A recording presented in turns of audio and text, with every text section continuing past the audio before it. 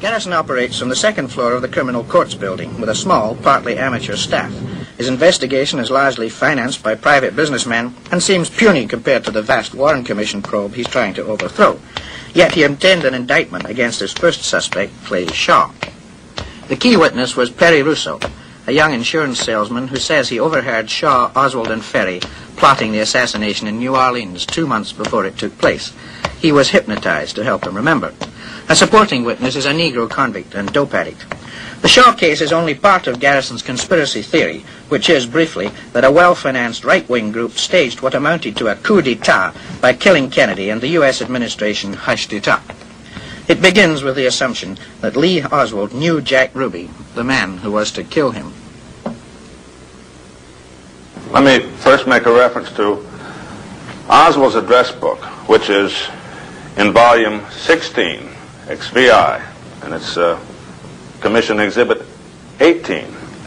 Now, if you turn to page 40 in this volume, page 40 being page 40 of XVI, you will see the number written in Oswald's handwriting, PE 81951. PE 81951. If you go to XXV 25, the Jack Ruby's phone calls, you will find that on June 10th, 1963, Jack Ruby called PE 81951. That's the same phone number that Lee Oswald has in his address book as printed in volume 16 of the exhibits. Perhaps the more significant example to us is the fact that Ruby and Oswald have been seen together. But I cannot go into that at this time because we get into an area of evidence which I'm not free to comment on. But you have witnesses, however, who have said they've seen Ruby and Oswald together. Oh, yes. In Dallas or here? In more than one city, if you don't mind my putting it that way.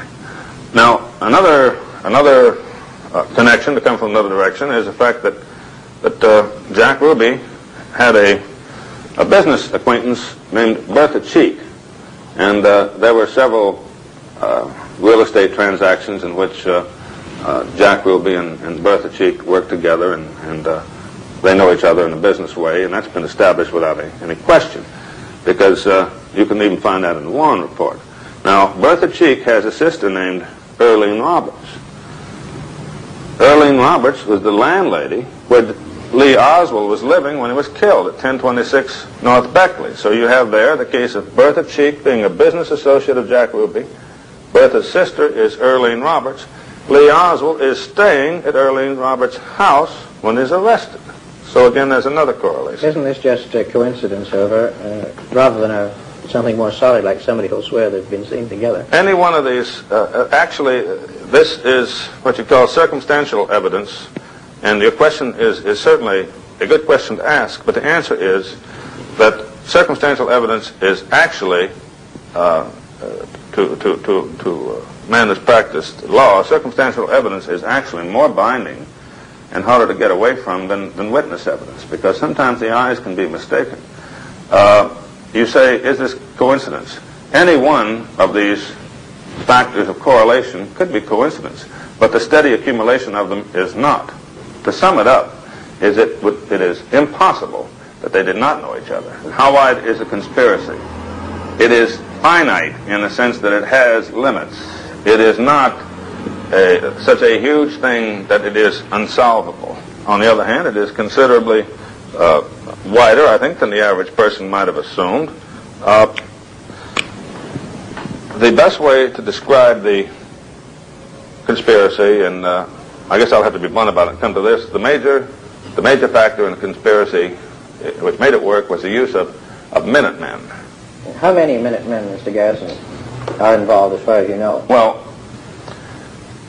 I can't possibly speculate on that without hurting opposition, except to say that there were Minutemen in the Dallas area and some in Louisiana that coordinated on this operation as individuals, and it was extremely well financed. There were individuals in the Dallas Police Department, like a grapevine coming down the side of the building, which had relationships with each other and also relationships with the individuals who killed the president, who killed Tippit, and who killed Oswald. And this structure is what allowed it to occur so effectively, because it was a pre-existing secret structure of individuals who had trained with arms, who were militantly opposed to what President Kennedy was doing. This was the ambush that the president was in. He was shot from at least 3 different directions, which is perfectly obvious from the medical testimony, although the final conclusive evidence has been concealed, naturally, the autopsy photographs. But he was shot from at least 3 different directions in the ambush, and there was no way for him to have survived. Well, you maintain that Oswald did not fire a shot that day. Why, if Oswald was part of the plot, didn't he fire too? Well, first of all, Oswald was not part of the plot. Secondly, he did not fire a shot at anyone, not only on that day. He never fired a shot in the preceding year, or in the preceding 2 years, or since he got out of the Marines, as far as anyone knows. A number of the individuals who accomplished the shooting were previously connected with the Central Intelligence Agency. Many of them connected in their training in Florida. And those are some of the individuals whose names we have, and I judge by now they know we have their names. The thing which seemed to have bothered the United States and caused a major world power to participate in such a lowly fraud, such an indescribably low fraud, was the fear that the reputation of the United States or the Central Intelligence Agency would somehow be damaged when it came out that former CIA employees were involved in the assassination, and that individuals with control over Oswald, CIA employees, were involved, and that Oswald was working for the CIA. So the United States government participated in one of the greatest lies in history in order to save its face. One of the files that you cannot look at, grounds of national security, is entitled Oswald's Availability to Information About the U-2. Oswald's availability to information about the U-2. Now, this is supposed to be just a young man who was just another Marine, although we found out now that he was taught Russian by the United States government. And he's supposed to be a man who was a communist defector, and you just couldn't rely on him, and he's just so unreliable. And all of a sudden we find that he has had access to information about the U-2. I never had any access to information about the U-2. I've never seen a U-2. What's the difference between me and Lee Oswald? The difference is he was working for the Central Intelligence Agency. Oswald is always shepherded. He's even shepherded when he goes down into Texas by an individual who just left Montreal, Canada. But again, in New Orleans... Who was this individual? Well, this individual is a man who used the name at the time of John Howard Bowen, but his real name is Albert Osborne. But anyway, in New Orleans, the custodial group includes Mr. Ferry, and he's one of the people who was helping to let Oswald be de-Dallasized, and secondly, acquire the identification as a communist, in quotes. The number of people who have died since the assassination.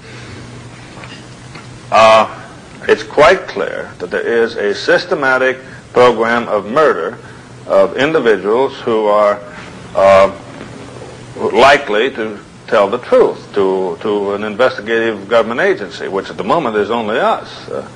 There's no question about the murders having occurred, and I expect that there will be more, probably. Where do you think this investigation is finally going to lead?